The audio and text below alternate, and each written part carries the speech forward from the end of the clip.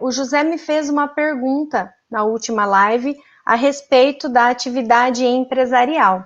Uma questão do livro, né, sobre o empresário individual e quando eu posso considerar empresário individual ou não, um problema que tinha lá no livro. Mas vamos lá. E é a dúvida até de um aluno que a professora Luciana me encaminhou por e-mail agora.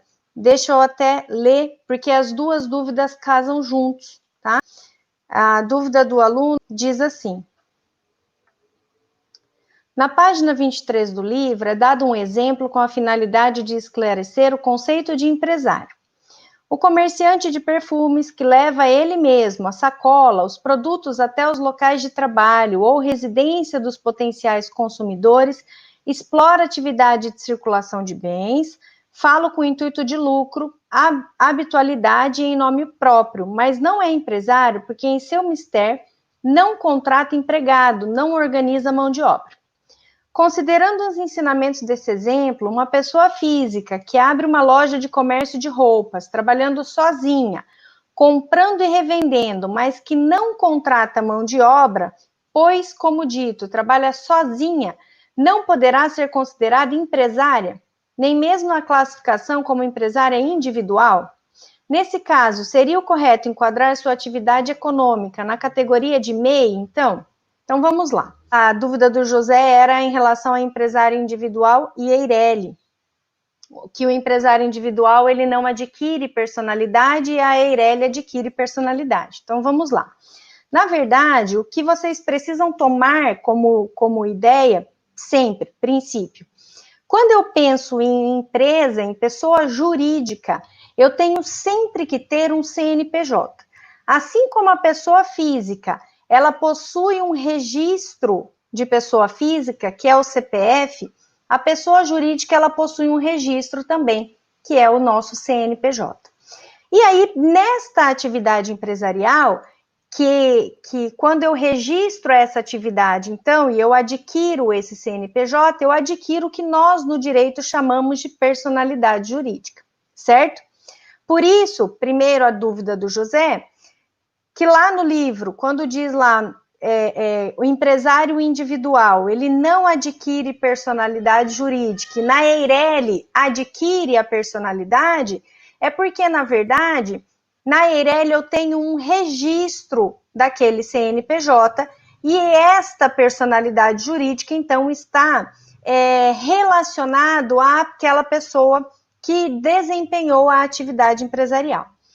Para eu dar, então, um exemplo para vocês, né, que tem a ver daí com a nossa aula de hoje, vamos lá. Empresário individual. Quando eu, Fabrícia, abro uma empresa como empresário individual, se eu não faço o registro, que é justamente a dúvida deste aluno que encaminhou o e-mail, se eu abro, na verdade, a minha loja, mas eu não tenho a minha personalidade, ou quer dizer, eu não tenho o meu CNPJ, eu não serei considerado para o direito empresarial uma empresa. Eu estou exercendo uma atividade como pessoa física, mas uma atividade informal.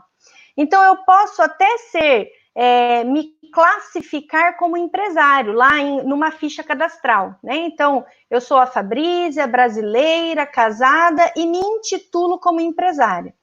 Mas se eu não tenho CNPJ, eu não sou empresária para o direito empresarial. E isso tem diversos impactos na seara jurídica. Uma delas é a responsabilidade pelo exercício da minha profissão. Então, se lá na minha loja que eu abri para vender roupas, eu classifico eu consigo preencher a classificação de empresário, né?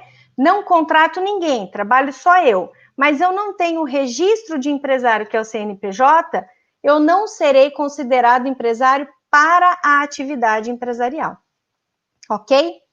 Mas eu posso, sendo sozinha, constituir uma empresa. E esta empresa, ela pode ser de responsabilidade limitada ou ilimitada. E a responsabilidade limitada, antes da lei da Eireli, ela só era possível se eu tivesse uma empresa com pelo menos 2 pessoas.